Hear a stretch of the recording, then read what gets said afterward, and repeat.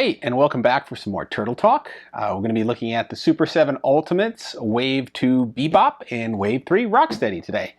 I always find the villains more interesting than the heroes in any medium, whether it be Marvel or Star Wars or Turtles in this instance. They're just very intricate characters. They get a lot going on, very interesting designs to them generally, and they're just kind of more timeless. I mean, people always remember the villains.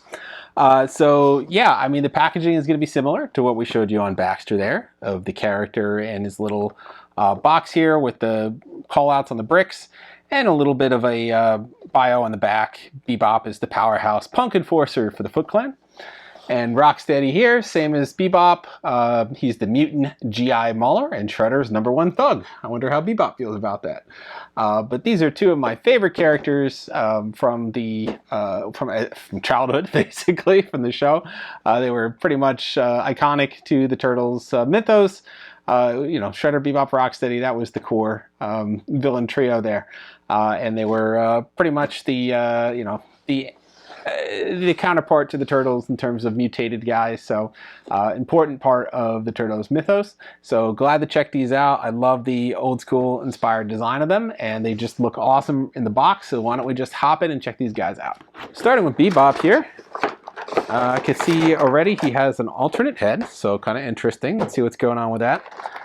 We'll do a quick pan of all his accessories here, and you can see Bebop here with his little drill gun and his alternate head. And I think it's because some versions of the older Playmates figures had more of a pinkish hue to the snout and some didn't. So they kind of captured both of those variants here. He's got his painted knife, and then he's got his sewer shield at the bottom. Also sporting a little leg brace on the character here. Some interesting elements there, tons of detail, we'll get into in a minute. And then on the other side, we have his accessories in the unpainted version as they would have traditionally came back in the late 80s with the original line. And a couple of extra hands. These look like just fish versions, whereas opposed he's coming stock with his weapon holding hands. So why don't we check out this character here. He's secured by some wire. So if you have some sprue cutters, it's an easy way to get in there without damaging the character. He also has this little guard over his snout to preserve the color there, which I think is a nice touch, because those things do rub up against the front of the plastic in shipping sometimes. You could even see a little abrasion there in the plastic, so without that cover, he would have lost some of that coloring on his face. I would have got a less than pristine version of Bebop, which would have been disappointing. Pardon the noise here as I crinkle him out of the package. And I think he's secured by one more around his neck. There we go. Got it. All right. So checking out our villain here up close. He's got a ton of great detailing. I mean, you can see those turtle shells on his shoulders there with turtle carcass hanging out of it. I think that's pretty fun there. One missing leg on the one side. He's got his iconic little skull necklace there. His jacket is layered on top. It's not molded onto him. Great attention there paid to the zipper as well. You can see his tail poking through the back of his pants there. This time it's matching his skin as opposed to painted black like it was on the original Playmates figure. And then you got that interesting looking leg brace on his left side here. A lot of detail, multiple layers of coloring on that one too. And I mean, all the way down to his shoes here with the laces. I mean, just a ton of great detail. And of course, those iconic shades are there as well on his face. And like I said, this one is featuring the pink hue. If you wanted to, you could go for the other face essentially, and that is basically the same thing. It's just without the pink hue to it. So it has more of the traditional sort of look. But like I said, I think there were variants in both of these, so you could get either or that you wanted to. Warhog would have had more of a pink hue, I think, on the face.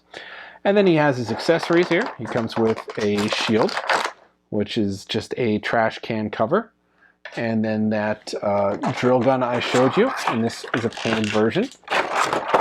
And that would fit in his hand here. So a little difficult to maneuver this in. Yeah, these are tricky. You can. It just takes a little bit to maneuver it in. I'm always afraid of the paint applications running off on these things when I do that, though. And then lastly, we have his painted version of his knife that is secured in here by some tape. Let's see if I can pop that out. and you can put that in his hand as well. So I think you're just going to have to wear the hand open a little bit. And what I like to do is take a pen and take the end of the pen and kind of wiggle it in there, because it gradually will open the hand because the pen gets bigger as it gets toward the middle section. And just leave that there for a little bit, and the hand will gradually start to wear, and you could get the pen in a little bit more over time, and then eventually you can get the weapon in there. You kind of have to hurry because the hand closes up pretty quick after you do that. So you got like maybe a half a second. This is a very stubborn hand. So yeah, you got like half a second to get that knife in there, and then it will close up around it. So you can do, that's one method I have, and that just helps get it loose. It's usually really tight when you get a brand new figure. But that's, yeah, that's essentially the look at our Bebop. We'll go over articulation in a moment, but looking amazing. I mean, I love Bebop and Rocksteady, and I just think these are great, interesting versions of the characters where they have all these different paint applications on them, and they're a little taller, they're a little more imposing, a little tougher looking. I really like that, and all this great detail, especially on the hair and the ponytail here. So let's check out his counterpart, Rocksteady, now. All right, with our Bebop off to our side, we have our Rocksteady here. Let's check out this guy as well with his accessories and a little close-up. You can see Rocksteady here in the center, and he looks amazing. I mean, it's almost like he's a real little animal in there. It's pretty great on the paint applications, and that glossy eye really just makes him pop. Of course, he has his painted knife, his painted grenades, along with that painted machine gun in the corner. And then he has the sewer manhole cover essentially as a shield.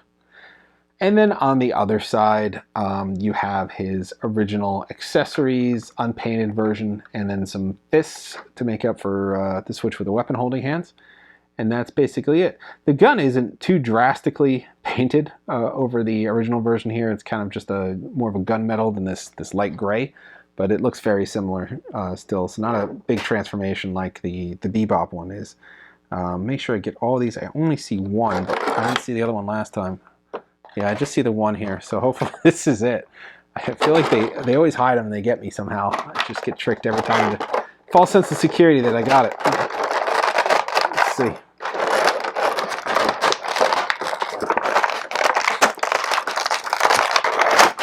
So his face is turned off to the side to avoid it pressing against the front of the box, which I think is very clever. So you just got to kind of reset the head here. And we'll take a close look at him. I love how the hat is sort of layered on here with the goggles on top. So it's almost like it's glued on. It's a separate piece. Everything looks great on him though. That t-shirt, I wish it was fabric goods. I think it would take it over the top. It was just this cloth tank on top of him. Of course, he's got his shells there on his waist, and then he's got his camo pants and those military combat boots. Wasn't a whole lot going on with Rocksteady's costume in the original. He's kind of got like a little watch on the one side and some ammo and a little bandolier on around his left wrist. You could see fun little details like scarring on his arms and of course his spine poking out the back, and we'll show you that up close. Would have been cool if the mouth opened. I don't think it does. Nope, the mouth does not open. That would have been pretty cool if they had an opening mouth for him, him and Bebop. I mean, at this size, they could have definitely did that articulation in there. But he's got a great look to him, a lot of great paint applications on him as well. And then we'll check out his weapons. So he's got his iconic machine gun, his trusty knife, his sewer shield. And again, not too different than the other version. I mean, maybe just a slight paint application there. And some grenades. I don't see a place to put them on his belt or anything like that. That would have been cool if they put little notches to stick them on the belt. I don't see that. I just see the grenades, which I'm sure you could stick in his hands. But that's really it. So easier to get his gun in there. And you know, you could probably maneuver this shield in there if you wanted to. But that's basically it for the weapons. And I think that's basically it for our Rocksteady. Why don't we come in closer and check out some of the great detail on these two figures. And here we have our baddies. Gotta admit, I was a little disappointed when Secret of the Ooze came out and they didn't go with Bebop and Rocksteady. They went with the new characters, Toko and Razar. I think we were all hoping Bebop and Rocksteady would make a live screen appearance at that point. I mean, we got them decades later in the Michael Bay movies, but we never got our Bebop and Rocksteady back in the early 90s. But these guys would have been pretty cool as models for the movie. A lot of great detail here. They look amazing. You can just see those really tight paint applications, and all around this figure has just a lot of great detail and a little bit of weight to it too, which I really kind of like. I mean, these are big characters, tough guys, and they deserve to have this imposing stance on them. Here is the grenade. It's kind of hard to see, but you can see the paint applications on that grenade here. And then, of course, here's our Bebop as well. And he looks pretty amazing. I gotta love all the detail paid on these turtles with the carcasses here on his shoulders, this leg brace, this ponytail and the mohawk, the glasses, the earring, the jacket, everything is just really intricately laid out here. A lot of attention was paid in the detail of Bebop here. And we'll just move this head around so you can see the other one. Try switching this out. So this could be tricky. I like to kind of have a twist. There we go. And then here's the ball joint, and then here's our new head.